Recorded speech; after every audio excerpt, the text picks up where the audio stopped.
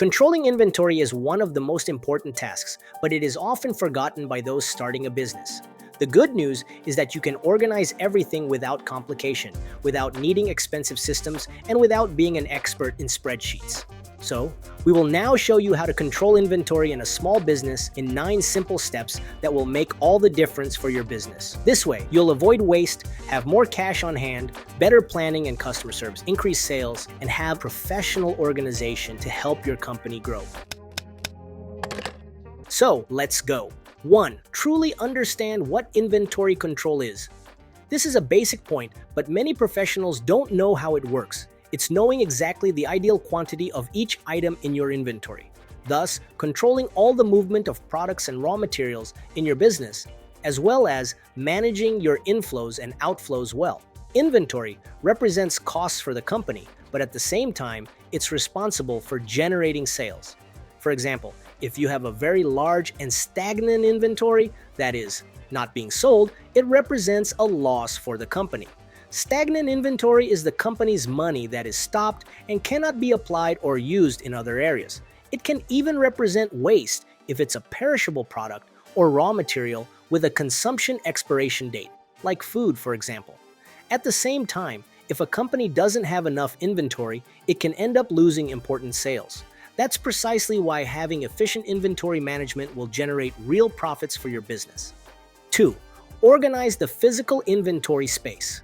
Another very basic step is to organize the space where your products are stored. However, many professionals don't know how to do this properly and end up having a lot of waste and losses. Thus, to organize the physical space of your inventory, group by categories. Similar products should be kept together. Example, women's clothing, men's clothing, footwear. Use labeled shelves and boxes. This helps avoid wasting time looking for things. Place the best-selling products in plain sight. This way, you can access them more quickly. Finally, if you sell both physically and online, avoid mixing the inventory of the two operations. Physically separate them or create specific labels to keep everything very well organized, which will greatly facilitate and speed up daily work. 3. Record all inflows and outflows. Noting down every product that enters and every product that leaves is fundamental. And this doesn't have to be complicated. You can, for example, start with a spreadsheet in Excel or Google Sheets, an organized notebook if you're the more traditional type, or use management software such as ERPs, which allow you to integrate and automate processes like sales, inventory, and finance. This brings a lot of agility and organization to your business. Thus, always note information such as product name, quantity, date of entry or exit reason, sale, return, purchase, loss, etc. Finally, record inventory outflows at the exact moment of the sale. Avoid leaving it for later, because this causes disorganization and loss of control in the short, medium, and especially the long term. 4. Define the type of inventory control for your business. In addition to organizing, counting, and recording products, it's important to understand that there are different inventory control methods. Each one serves a different need, and choosing the right one can make all the difference. There are several types, such as inventory turnover, shows how often products are sold and restocked. This helps us understand what sells quickly and what remains stagnant. In other words, the higher the turnover, the better the use of inventory. FIFO and LIFO, first in, first out. The oldest products leave first. This is ideal for food, cosmetics, medicines, and everything that has an expiration date. LIFO, last in, first out, works the opposite way. The most recent products leave first. Ideal for sectors where the most recent cost better represents the current value of the product, such as metals or products with constant price variations. Average cost calculates an average cost value for each product considering all purchases made. This facilitates price formation and control of the total inventory value. Ideal for businesses with many purchases of the same item but with different prices. In short, there are many other types of inventory control, but you don't need to apply all these methods. However, it's very important to understand how they work because this helps you choose what makes the most sense for your type of product and operation. You can even start simple and adjust as your business grows. 5. Conduct inventories frequently. Do you know exactly how many units of each product you have today? If the answer is more or less, it's time to do an inventory. Inventory is simply counting all the products in your stock and comparing it with what is recorded. In other words, it's a complete list of all products stored in a company's inventory. It identifies, classifies, and determines the value of each product. In this way, it's possible to know if the inventory control is correct or not, as planned and necessary. And a very basic example of how to do your inventory. Choose a fixed day of the month or week if you have a lot of turnover.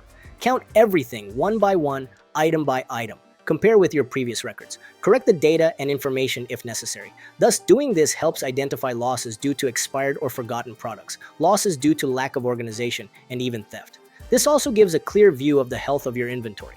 6. Use the ABC curve to prioritize what matters.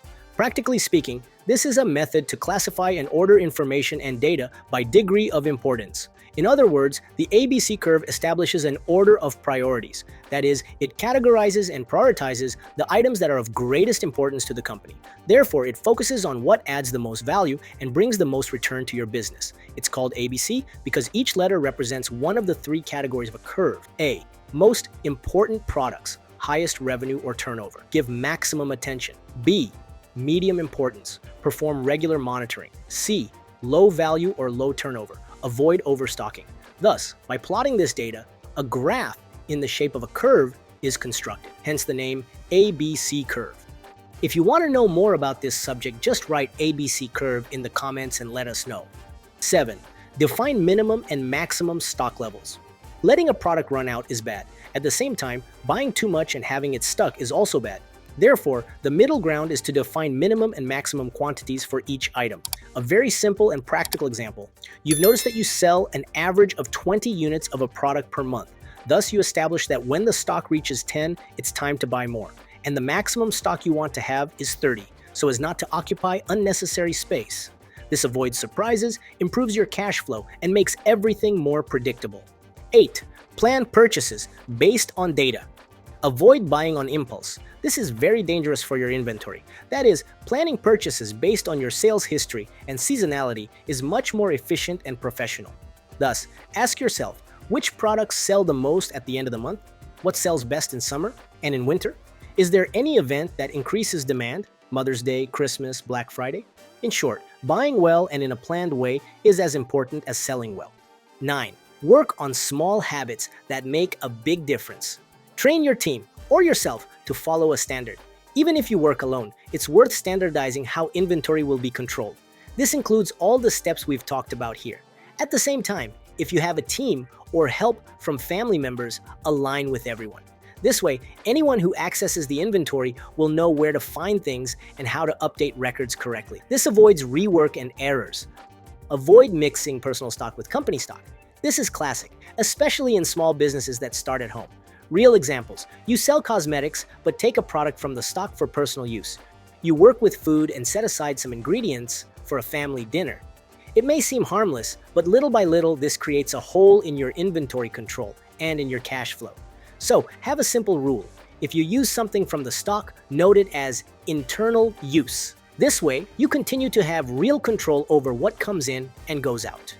Use labels with code, expiration date, or entry date. Labels help a lot in controlling your inventory. Even if handmade, they greatly help organize and identify your products. Some useful information to include product name or code, date of entry into stock, and expiration date, if it's a perishable product. This makes inventory counting easier, speeds up sales, and helps avoid losses with expired or stagnant products. Review dead stock. Dead stock is what has been stagnant for a long time without selling. It could be an outdated model, a low-demand item, or even a product you bought too much of. And do you know what the real problem with this is? Stagnant stock is stagnant money. That is, it represents tied-up money that cannot be used unless it is sold. In these cases, identify items with little or no movement in recent months, evaluate whether it's worth doing a promotion, giveaway, kits, or even donating depending on the product to see if you can sell them. And of course, avoid buying this item again or buy a smaller quantity next time. Finally, when possible, turn dead stock into a marketing action. For example, buy 2, get 1 free week. However, as long as this makes sense for your type of business. And with all these steps, know that inventory control is not rocket science. You don't need to be a logistics specialist to keep your inventory organized. With small habits, attention to detail, and a little discipline, you are already far ahead of most. Remember, a well-controlled inventory means less loss, more cash in hand, and satisfied customers. If you want to avoid the main mistakes made by entrepreneurs and beginners who have a small business, watch this video that shows exactly that. This way, you will have a much better foundation to grow and succeed in your company. To watch it, just click on this button above or on the link in the description. We hope you enjoyed it, and if you want to know more about how to set up and manage your own business, visit our YouTube channel where we have several videos about this subject. If you liked it, share this video with your friends and family to help them too. Thanks, and see you next time.